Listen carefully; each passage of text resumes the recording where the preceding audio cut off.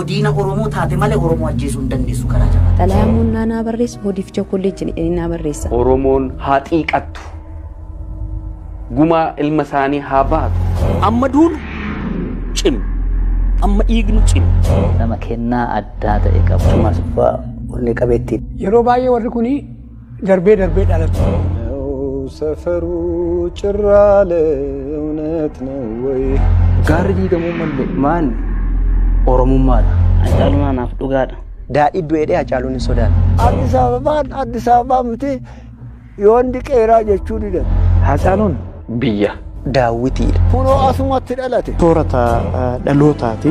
Nama xiiqii. Nama sabaa dhalate. Mana kitaabaa guddaa tokkotu hawaasa addunyaa jalaa gubate. buqqeetu dhagaa cabse Lakkoofsi 6 kana caaluuti asitti kan inni tottolfamee bahe. Kaleessas Oromummaatti amana bayees gartuutti nama. Waan ilmoo akkanaa eenyumaaf waa kennuu jedha. Walirraa fagaanne kunoo hundugdaa garaa taane nutti dhiistee deemte atisoo seenaa garaan baane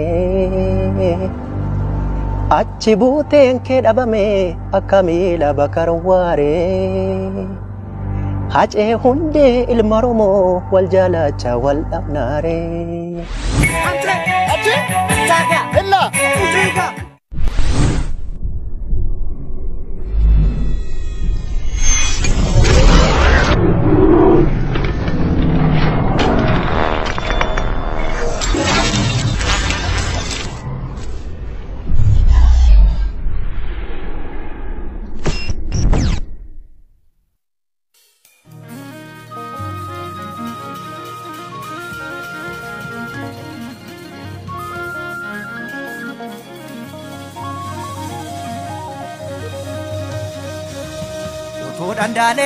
Daneta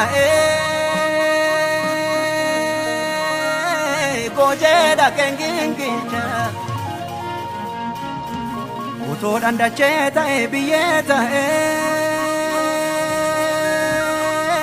Hacee Nyaattu nangalcha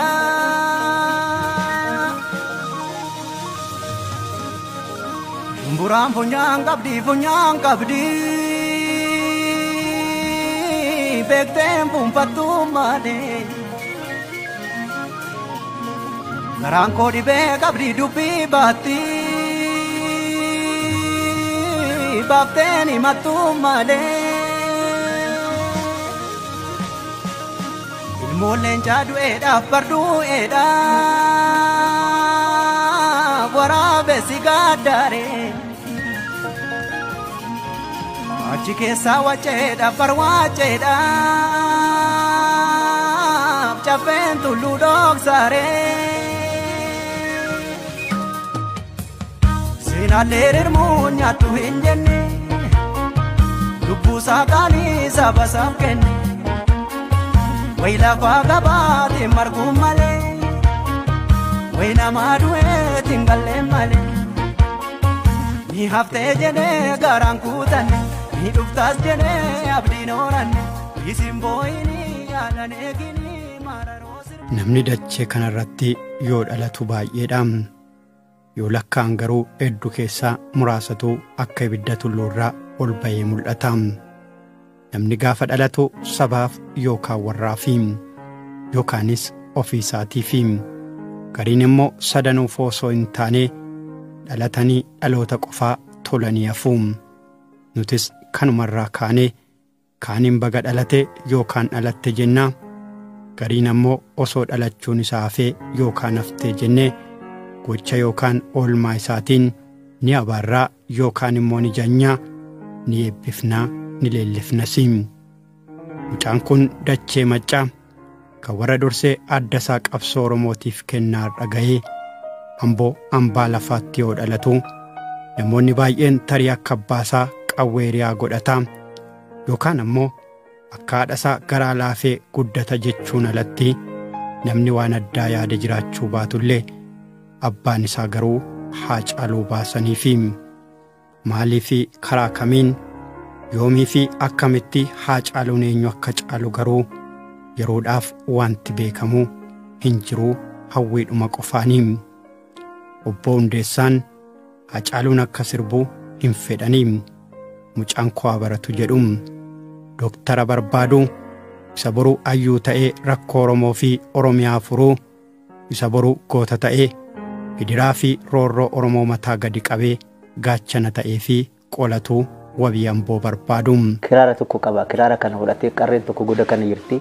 Iddoo sanatti bahee kiraara kana rukutaa. Anillee maaliif kiraara kana rukutaa? Zariin koo weddistuu miti. Maaliin jedhee dallolaani? Inni qofa egaa waaqatu kennaafi. Dhiibbaan abbaa isaa kun biraa hin hafne.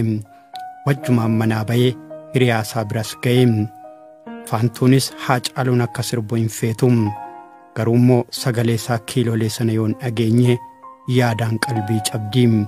Kiraara rukutaa, kiiboordiin taphataa, meeshaa keessaa jechuudha. Annaa yeroo mara eeguu deemu in sirbaa deema. Akkuma isin jedhe manni ri'aasaa immoo manuma keenya bukkee waan ta'eef foorcaafaa deema, sirbaafaa deema. Even waan inni hojjedhu irree otoo jiraate dhiisee tanan isa laaluudhaa ba'a ture dura. Annaa ani sirba akkasittiin sirbu ammana miira keessa nan galchu. Garuu maalan jedhanii Hacee koo sirbituun mee mootummaa waaqaan dhaaluun jedhan. Yookiin akkas jedhu dhiisimee waaqni kan naa kenne kanaaf miti naan jedha. Haacaaluunis kanaaf weelloo isaa tokko keessatti yoo jirtu an jiraa kanaan achiin jiru jedhee jaalala ishiif qabuu fi oolmaa ishii ni jajee ni galateeffate siim. Yoo jirtuun an jiraa kanaan achiin jiru anoo humna qabu waa tokko siin godhu du'ee baduu sile an seenii waa'ee kee ibsuudha an jechootan qabu yoo jirtuun an jiraa kanaan achiin jiru anoo humna qabu waa tokko siin godhu du'ee baduu sile an seenii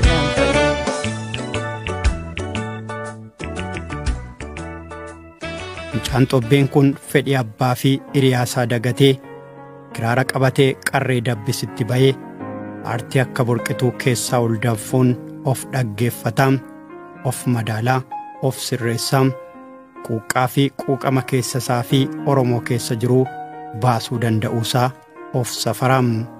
Farda gurraacha lagarra kaachisanii qoricha naaf maltee suma nyaachisaniin ammoo weelluu Hacaaluun afaan itti saaqateedha.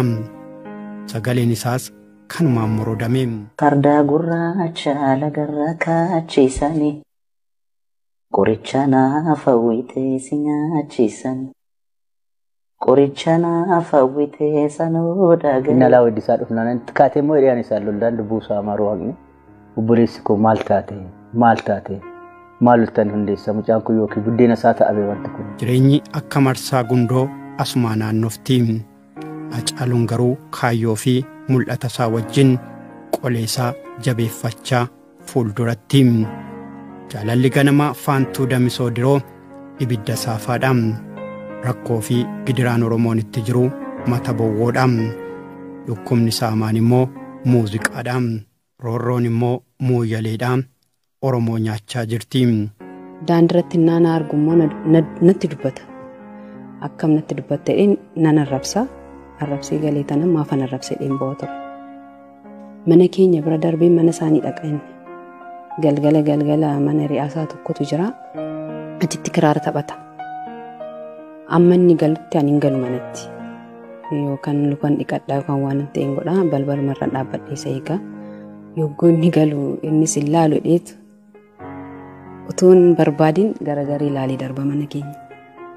Naanni darbee deemu bahee tanan amma inni mana isaa balbala mana isaanii bira galuutti dhaabbadheen gaggeessan. Achi galee rafaa deelii bakka kanumadha. Amma isaa argu garuu naasuun kun oolu xalayaa walii barreessina kutaa 10 nageenyu yeroo calqabaatiif suura wajjin kaanii jechuudha. Amboo keessa wanti nuuf hin jiru anaaf Hacee. Laga keessa hin jirra. Iddoo awwaalaa irree nageesseetu. Awwaala lafa maqaa isaanii faana dubbisiisaa ture. Karaa Addis Katamaa na fuudhee deema. Karchallee maasaa. Edda bahee irree karchalleedha. Edda bahee karaa karchallee deemnee mana koo kunuute. Xalayaan immoo naa barreessu hodiif kolleejjii jedhanii naa barreessa. Dhumarratti Hacaaluu Hundeessaa jedhee mallatteessa. Ka hodiif kolleejjii naan jedha. Hacaaluun kana hundaa baachaa tulluu muuziqaa dhiibuu jalqabee. Namni tulluu dhiibuudhaaf manaa bahe immoo yoo milkaa'e ni jigsaa yookaan immoo hanga jigutti yoom biraa taa'aa. Guluffiin fardaa daakaan bishaanii yoon tiksuu fi taphni korboo ammoo Hacaaluu magaalaa Ambootii baasanii warra akaakayyoosaa goosuutti sagalchanii.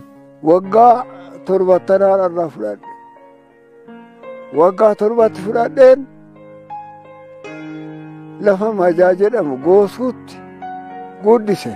Ilmoo koo bishaan daakuu barsiisee sirba barsiisee akkanatti sirboodhee goota faarsanii jedhee. Tuqamuun jaalatu gaafa tuqame garuu abidda jechuudha. Goota waan godhoo dhabee nama wajjin illee walitti bu'ee gaafa namni gargar nama qabu ijatu diddiimataa. Hacaaluun Amboof dhala isaati, ilmoo isaati, dhiiga isaati, waa hunda isaati. Hacaaluun har'aa biyyaaf ta'e kun asii biqile, biqiltuu Ambooti. Oromiyaadhaaf immoo yoo fudhatte faajjii isaati, faajjii Oromiyaati, mul'ata Oromiyaati. Hacaaluun ayyaana aartii qofaan kan daanga'e otoo hin ta'in guddisa isaarraa ka'e naannoo isaatti waan argurraa ka'e waan baraterraa ka'e diddaa gootummaa fincil nama waawu jechuu naannoo baraterraa ka'e waggaa 27 dura sirni dargii kuffise kun yeroo dhufu akkamitti asitti gootummaadhaan akka lolaa ture akka asin ceene akka lolaa ture uummanni kun yeroon asirraan darbu taankii asitti daaraa ta'e baay'ee ilaalaan darba ajaa'iba gootummaan naannoo inni itti dhalatee kuni ajaa'ibadha. Anaaf yaada isaati haadha malee ilmoo miti haadha. Yoo dhufu konkolaataa achi dhaabee fiigee innaa dhufu karaa kana qabatee jirta attam jedhee kana qabatee haadha anatti akka haadha akkanatti ana akkanatti na wajjin otoo cannaqamu mucaan koo baalageen balleessitee Hacaaluun haadha keenya malee ilmoo keenya miti. Haadha keenya haadha nu dhaltedha. Haati nama dhalteellee nama nuffiti. Inni qofa nama nuunfine. Hacaaluun anaaf dhugaadha. Dhugaan dhugaadhuma ibsa biraan qabdu. Hojjetees biyyuun kana keessa taa'e hin baqannellee gaafa na ajjeesan na ajjeesan jedheetu garuu akka du'uun beekaa akkasumatti ajjeesan. Anaaf Hacaaluun mana barumsaa kiyyaa, ijoollummaa kiyyaa, waa hunda kiyya.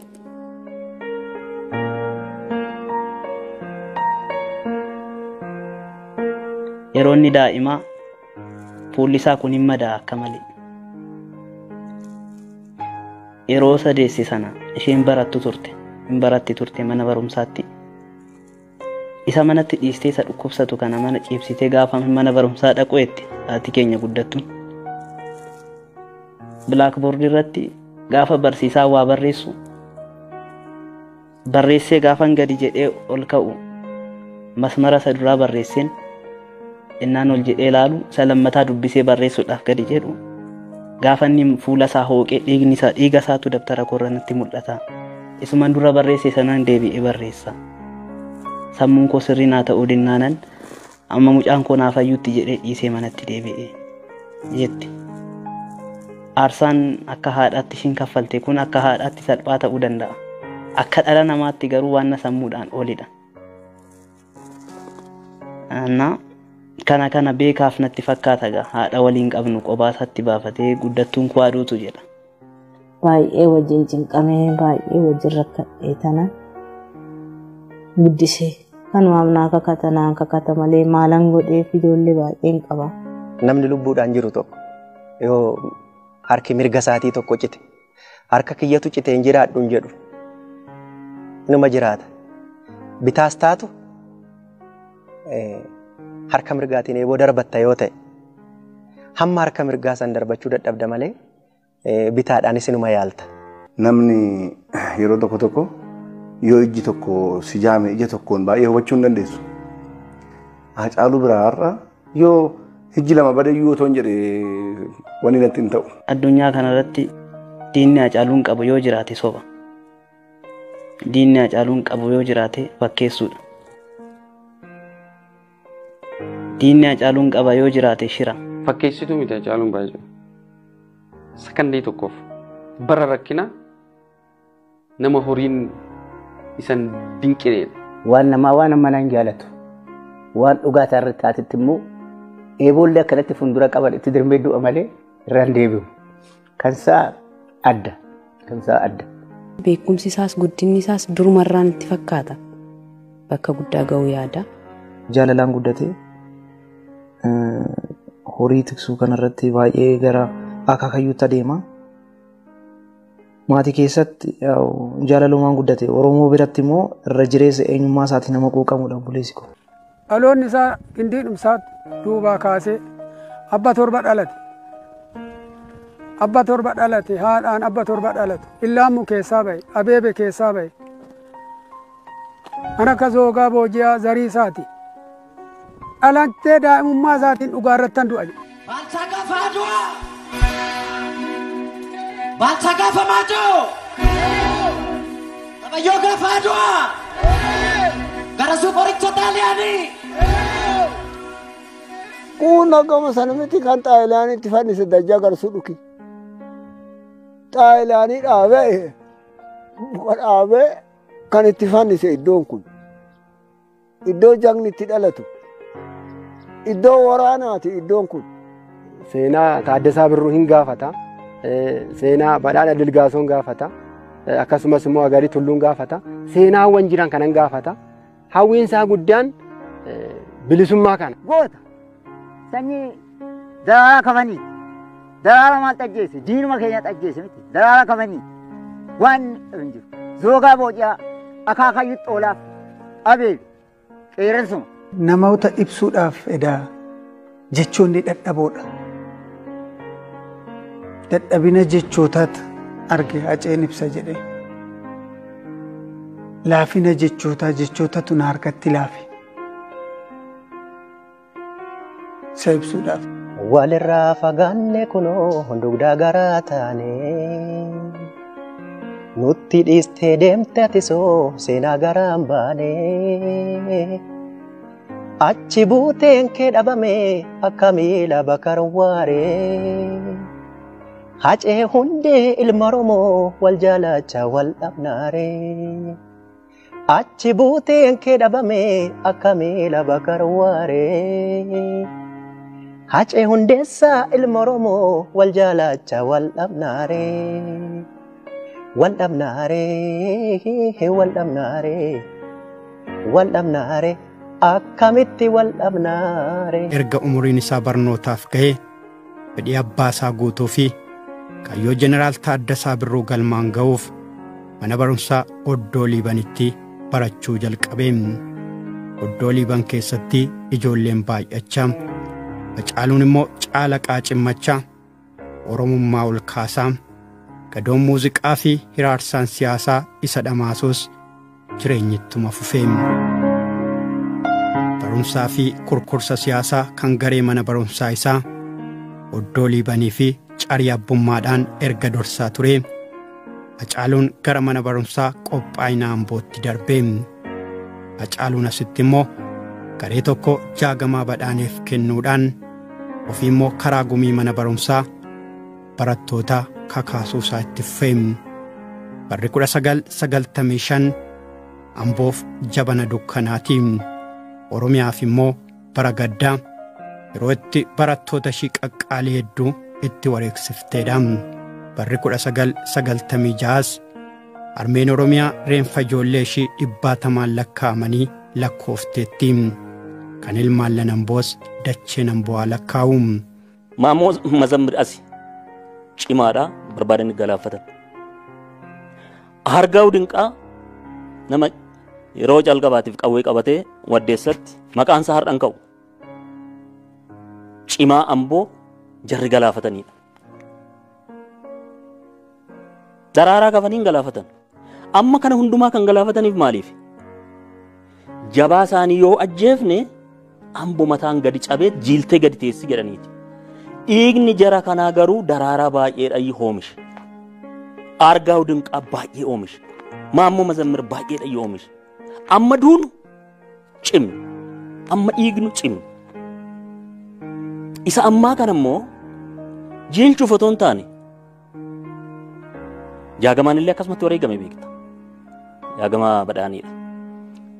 Kan Hacee lammaadha. Deemaa jettus deemii fagaadhu malkaas luba faana bu'an oolanii. Roorroo nammaattus didi jabaadhu garaan abbaa faana duuti du'an oolanii. Eeggan oollee randeessinu ijoollee duutiin oollee.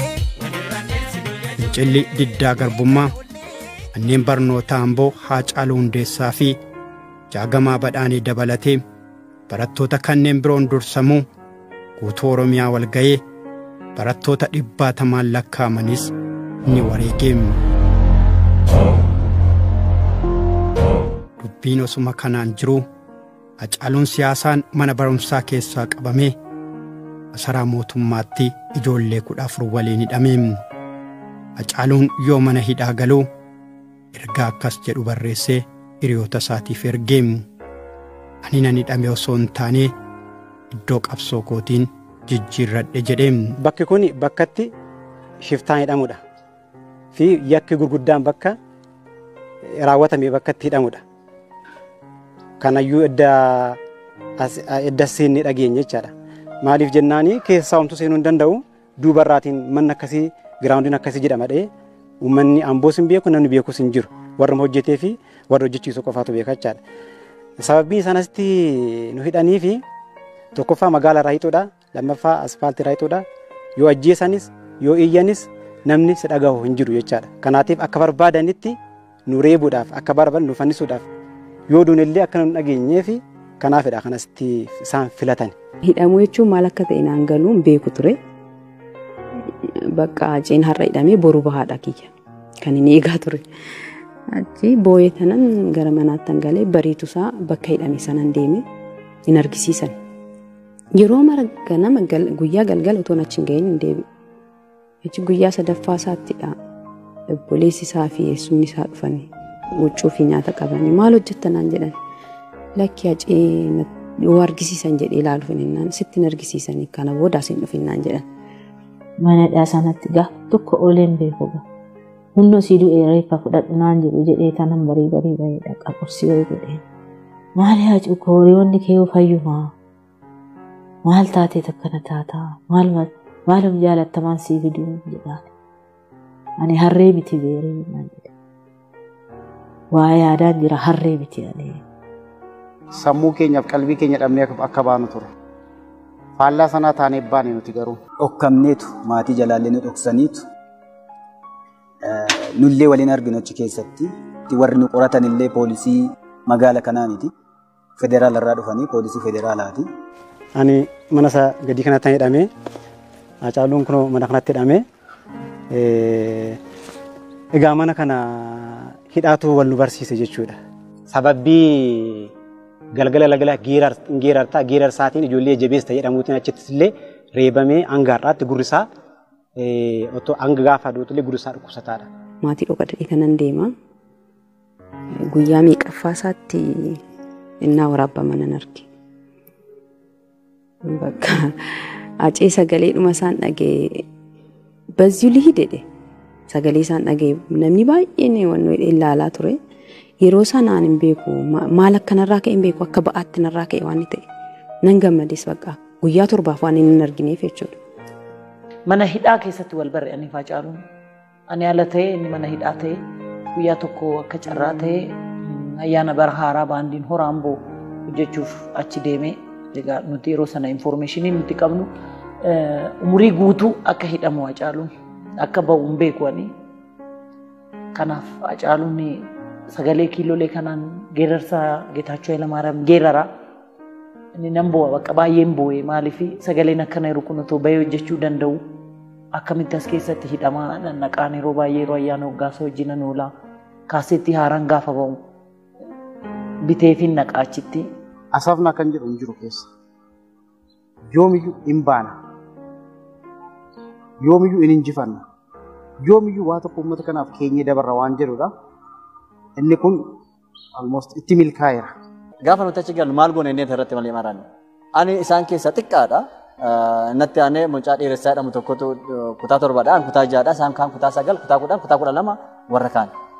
Uummata kana barsiisuu qabna abaa caarraa kaasnee inni yaadde. Edda kutaa 1 fi kutaa 2 barsiifnee booda waggaa isaatti waajjira barnootaa eeyyamsiifnee leegaal goone jechuudha. Reen kun immoo yeroo mara lafa Hacaaluun kubbaatti taphachaa turedha. Hacaaluun achi keessatti barsiisaa ispoortii fi muuziqaati.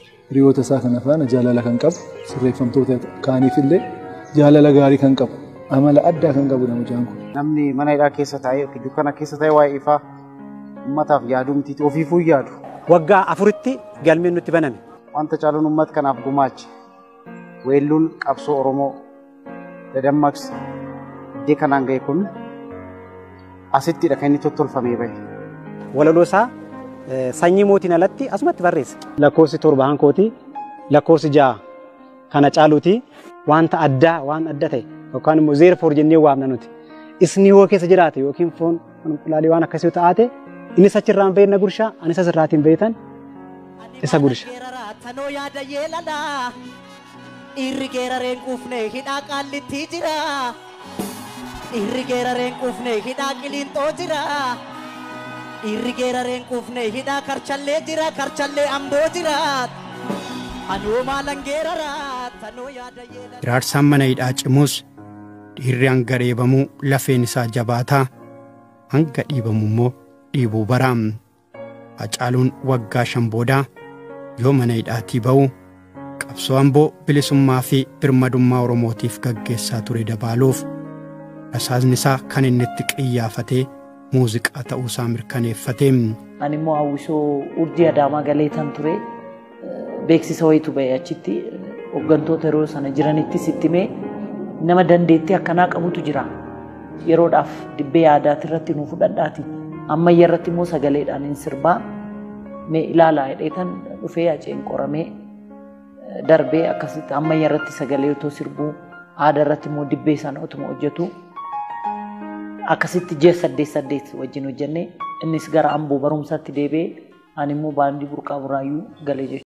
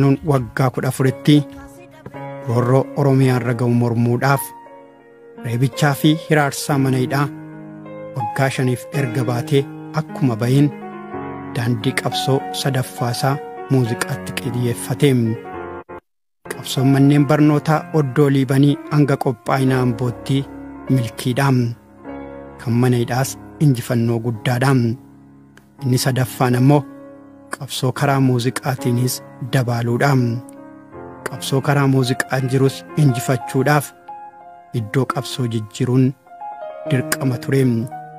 Iddoo qabsoo fi akkaataa qabsoo jijjiruuf ammoo adeemsi qabsoo ulfaatus yeroo sanatti koodeen isaa ingiduu cimsaa qoftii gahaa ture. Goonni onneen sibiilaa kun albeema isaa jalqabaa yoo hojjetu Oromoon yerootti abdii kutate ture. Ajjeefamuu Oromoota qaqqaalii guutuu Oromiyaa keessatti taasifamu ilaaluudhaan abdii kutannaa keessaa yoo saba galchetti. Yeroon kun yeroo Oromoon tasayyuu aangoo siyaasaa argatee biyya kana akka hin bulchinetti yaadamee kaan callisuu filatu yoo dhaabbileen mormitootaa Oromoo mogoleen laafuu Hacaaluun as bahee Oromoodhaan ati sanyii mootiiti jedheem. Oromoo ati sanyii mootiitii moof dhalatte jedheem. Ati guddaadhaam. Guddaan ammoo bulchaadha jedhee saba isaa kakaaseem. Erga Oromoon ati sanyii mootiiti jedhee onneessee boodaam. Qabsoon Oromoo Amboorraa finiinuu Oromiyaa guutuu yoo wal ga'uu dadhabuu. Qabsoon sabichaa boodatti deebi'uu yoo kajeeluu. Tokko yoo diiguu kan biraa immoo yoo irraa fiiguu. Tokko yoo dhiiguu inni biraa immoo yoo callisuu. Hacaaluun waa'een keenya yoo itti dhiisan naman dhiisuu. Dubbii keenyatu akka hin taane jedheem. Waa'een keenya akkamittiin dhiifamaam. Yoo dinnee diddaa barraam. Yoo fincillee ammoo ni bilisoomnaam. Yoo falmanne immoo ni walaboomna jechuudhaan itti geerareem. Sirba kanaan Oromoo wal ta'ee wal dhaga'eesiim. Ammas kaayyoon Hacaaluu fi Oromoo galma hin geenyeem. Inumaayyuu dubbiin Oromoo cabarratti okkola ta'ee maqaa maastar pilaanii jedhamuun handhuurri Oromiyaa Finfinneen Oromoo irraa cituuf kaateem. Seenaa Oromoo keessatti qabsoon dhiigaa fi aarsaa wareegama guddaa nama kaffalchiisu yoo dhufu Hacaaluun ni barbaachisa tureem. Dura baheetuu maalan jira jedheem. Ofii boodatti deebi'ee Oromoodhaan hin jirtu hin jennee anatu hin jiru jedheem. Osoo ani jiruu Finfinneen nurraa hin cittu jechuu isaatiin.